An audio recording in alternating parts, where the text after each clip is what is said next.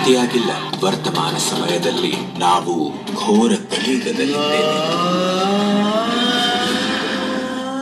ಒಂದು ಕಡೆ ವಿಜ್ಞಾನ ಮತ್ತು ತಂತ್ರಜ್ಞಾನಗಳು ಭೌತಿಕ ಸಾಧನಗಳನ್ನು ಅತಿಯಾಗಿ ಒದಗಿಸುತ್ತಿವೆ.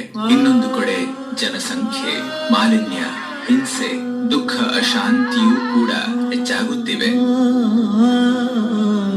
ಮಾನವೀಯತೆಯನ್ನು ಮೀರಿದ ಮನೋವಿಕಾರವೂ ಕೂಡ ತನ್ನ ಮಿತಿಯನ್ನು ಮೀರಿದೆ. ಹೀಗಾಗಿಯೇ ಅತಿಯಾದ ನಂತರ ಅಂತ್ಯವಾಗುತ್ತದೆ ಎಂದು ಹೇಳಲಾಗುತ್ತದೆ. ನಾವು ಇಂದು ಯುಗ ಪರಿವರ್ತನೆಯ ಕಾಲದಲ್ಲಿ ಸಾಗುತ್ತಾ ಇದ್ದೇವೆ.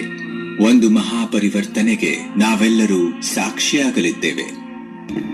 ಈ ಮಹಾಪರಿವರ್ತನೆಯ ಪ್ರಾರಂಭ ಯಾವಾಗ ಆಯಿತೆಂದರೆ, ಸರ್ವಶಕ್ತಿವಂತನಾದ ಶಿವ ಪರಮಾತ್ಮನು ಆಕಾಶದಾಚೆ ಇರುವ ಪರಮಧಾಮದಿಂದ ಈ ಸಾಕಾರ ಮನುಷ್ಯ ಲೋಕದಲ್ಲಿ ಅವತರಿತರಾಗಿದ್ದಾರೆ. ಸಾವಿರಾರು ವರ್ಷಗಳಿಂದ ಮನುಷ್ಯರು ಯಾವ ಈಶ್ವರನನ್ನು ಕರೆಯುತ್ತಿದ್ದರೋ, ಯಾರ ಒಂದು ಕ್ಷಣದ ದರ್ಶನಕ್ಕಾಗಿ ಚಡಪಡಿಸುತ್ತಿದ್ದರೋ, ಆ ಪ್ರೀತಿಯ ಪರಮಪಿತ ಅವರಿಗೆ ಪ್ರಕೃತಿಯ ಪಂಚತತ್ವಗಳ ಭಯಾನಕ ಪ್ರಾಕೃತಿಕ ವಿಕೋಪಗಳನ್ನು ತೋರಿಸಿದರು. ಒಂದೆಡೆ ಭೂಕಂಪನ, ಇನ್ನೊಂದೆಡೆ ಜ್ವಾಲಾಮುಖಿ.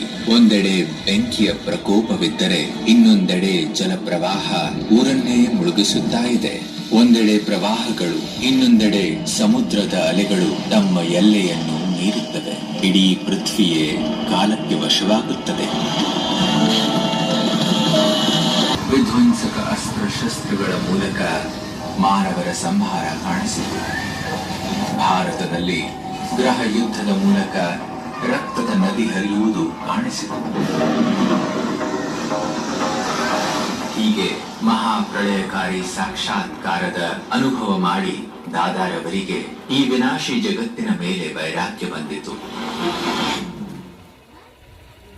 ಇದರ ನಂತರ ಪರಮಾತ್ಮನು ಅವರಿಗೆ ಕಲಿಯುಗಿ ಸೃಷ್ಟಿಯ ಮಹಾವಿನಾಶದ ನಂತರ ಬರಲಿರುವ ಸ್ವರ್ಣಿಮ ಸತ್ಯುಗಿ ಸೃಷ್ಟಿಯ ದಿವ್ಯ ಸಾಕ್ಷಾತ್ಕಾರ ಮಾಡಿಸಿದರು. ಇದರಲ್ಲಿ ಅವರಿಗೆ ಒಂದು ಅತಿ ಸುಂದರವಾದ ಜಗತ್ತಿನ ದೃಶ್ಯ ಕಾಣಿಸಿತು. ಆ ಜಗತ್ತಿನಲ್ಲಿ ಎಲ್ಲೆಡೆ ಸುಖ, ಶಾಂತಿ ಮತ್ತು ಪವಿತ್ರತೆ ಇತ್ತು.